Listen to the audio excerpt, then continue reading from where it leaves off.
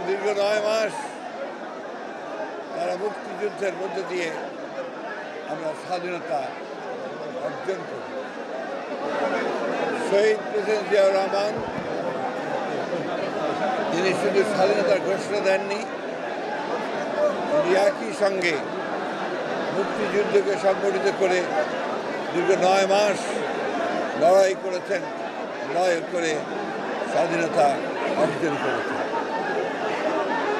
এই স্বাধীনতার জন্য আমাদের লক্ষ লক্ষ মানুষ প্রাণ দিয়েছে, আমাদের অসংখ্য মা বোন তাদের সম্ভ্রম হারিয়েছে, কোটি মানুষ তাদের গৃহ হারিয়েছে এবং অসংখ্য ত্যাগ তিতিক্ষার বিনিময়ে আমরা এই স্বাধীনতা অর্জন করেছি। আজ থেকে প্রায় ৫৪ বছর আগে আমরা স্বাধীন হয়েছি। দুর্ভাগ্যের কথা যে তখন যে লক্ষ্যকে সামনে নিয়ে, আশা আকাঙ্ক্ষাকে সামনে নিয়ে, যে চেতনাকে ধারণ করে আমরা যুদ্ধ করেছিলাম একটা স্বাধীন, একটা মুক্ত, স্বাধীন সার্বভৌম গণতান্ত্রিক বাংলাদেশ। সেই বাংলাদেশ আমরা এখন পর্যন্ত পুরোপুরি অর্জন করতে সক্ষম হই। এর মধ্যে অনেক চড়াই উতরাই গেছে। আমরা মাঝখানে শহীদ প্রেসিডেন্ট জিয়াউর রহমানের নেতৃত্বে ৭ই নভেম্বর আমরা আবার গণতন্ত্র ফিরে পেয়েছিলাম এবং পরবর্তীকালে ১৯৯১ সালে আমরা আবার গণতান্ত্রিক ব্যবস্থায় ফিরে এসেছিলাম। একটা ফ্যাসিস্ট সরকার হাসিনার নেতৃত্বে দীর্ঘ ১৫ বছর এই জাতির উপরে তারা নির্যাতন চালিয়েছে, হত্যা করেছে, হত্যা করেছে, গুম করেছে, করে ক্ষমতায় টিকে থাকতে চেয়েছে।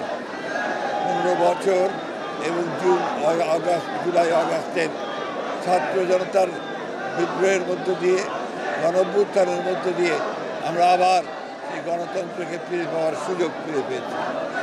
আমরা আশা করব অন্তর্বর্তীকালীন সরকার অতি দ্রুত তারা ন্যূনতম সংস্কারগুলো করে, অর্থাৎ যেগুলো নির্বাচনের জন্য প্রয়োজন তারা নির্বাচনের ঘোষণা দেবেন। আমি অত্যন্ত হতাশ হয়েছি যে গতকাল প্রধান উপদেষ্টা যে বক্তব্য রেখেছেন সেই বক্তব্যে তিনি সেই রোড ম্যাপের কথা বলেন না। আমরা হতাশ হয়েছি যে তার বক্তব্যের মধ্যে তিনি স্বাধীনতার ঘোষক শহীদ প্রেসিডেন্ট জিয়াউর রহমান বীর মুক্তিযোদ্ধা বীর উত্তমের নাম একবার উচ্চারণ করেন, অথচ এটাই ছিল ইতিহাস। আমরা আবারও চাই না আওয়ামী লীগ যে ইতিহাস বিকৃত করেছে এখন আবার সেই ইতিহাস বিকৃত হোক। প্রকৃত সত্যকে উদ্ঘাটিত করে জনগণের যে আকাঙ্ক্ষা একটি গণতান্ত্রিক সরকার, সেই গণতান্ত্রিক সরকারে যত দ্রুত ফিরে যাওয়া যাবে আমাদের সমস্যাগুলো ততই সমাধান হবে বলে আমরা বিশ্বাস করি। আজকের এই দিনে আমাদের দলের পক্ষ থেকে, আমাদের দলের চেয়ারপারসন দেশনেত্রী বেগম খালেদার পক্ষ থেকে, ভারপ্রাপ্ত চেয়ারম্যান তারেক রহমানের পক্ষ থেকে আমরা গোটা জাতিকে শুভেচ্ছা জানাচ্ছি, অভিনন্দন জানাচ্ছি এবং প্রত্যাশা করছি অতি শীঘ্রই আমরা আমাদের কাঙ্ক্ষিত গণতন্ত্র ফিরে পাব। এটা এটা অত্যন্ত অস্পষ্ট কথা। ডিসেম্বর থেকে জুন ৬ মাস, সুতরাং এটা কোনো রোড ম্যাপ দেওয়া হয়নি। আমরা বারবার বলে আসছি যে স্পষ্ট রোড ম্যাপ এবং দ্রুত নির্বাচন, তা নাহলে যে সংকটগুলো সৃষ্টি হচ্ছে এই সংকটগুলো কাটবে না।